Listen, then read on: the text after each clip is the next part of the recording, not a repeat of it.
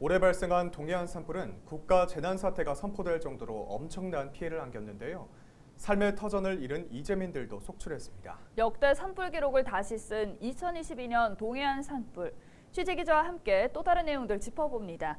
이하영 기자. 네, 이하영입니다.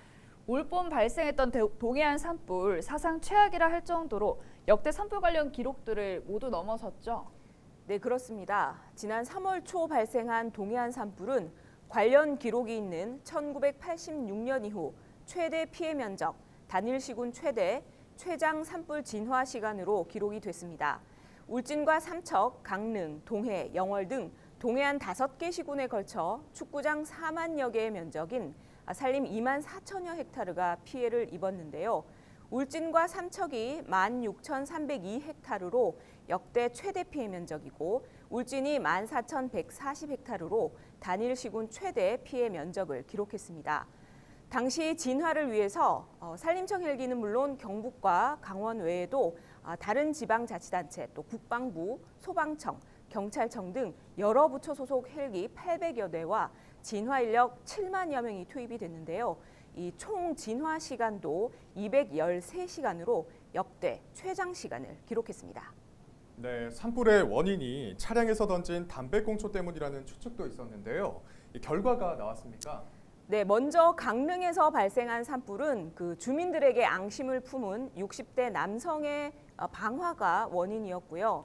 이 울진에서 시작된 산불은 차량에서 던진 담배꽁초 때문이라는 그 가능성은 제기가 됐는데 직접적인 연관성은 찾지를 못했습니다. 산림당국이 그 실화로 추측을 하는 건 당시 기상 상황이 산에서 자연 발화할 수 있는 조건이 아니었기 때문인데요.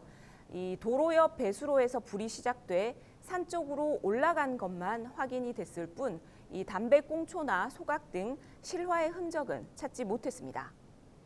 당시 강풍을 타고 번진 산불이 인근 원자력 발전소와 LNG 생산기지까지 위협하며 국가기관 시설마저 산불에 취약하다는 사실이 드러났죠. 네, 그렇습니다. 이번 산불을 계기로 이 송전선로와 발전소 시설 등에 대한 산불 대책을 보완해야 한다는 지적이 많았습니다. 전문가들은 산불이나 대형 재난으로부터 국가 주요 산업시설을 지키기 위해서는 이 원격 감시 시스템을 개선해야 한다 이렇게 조언하고 있는데요. 산림 지역 내에 이동통신기지나 고압 전선 송전철탑 또 이 주변에 실시간으로 감시할 수 있는 원격 감시 시스템을 설치하고 감시 설비와 연계된 자동 소화 장치를 구축하는 등 산불의 위험성을 예측 분석할 수 있는 선제적인 대비책을 마련해야 한다고 강조를 했습니다. 네, 앞으로 산불은 더욱 자주 또 강도 높게 발생할 것이라는 전망이 나오고 있는데요. 특히 산불의 절반 이상이 건조한 겨울철에 발생한다고 하니까 더욱 경각심을 가져야겠습니다. 이하영 기자 수고했습니다.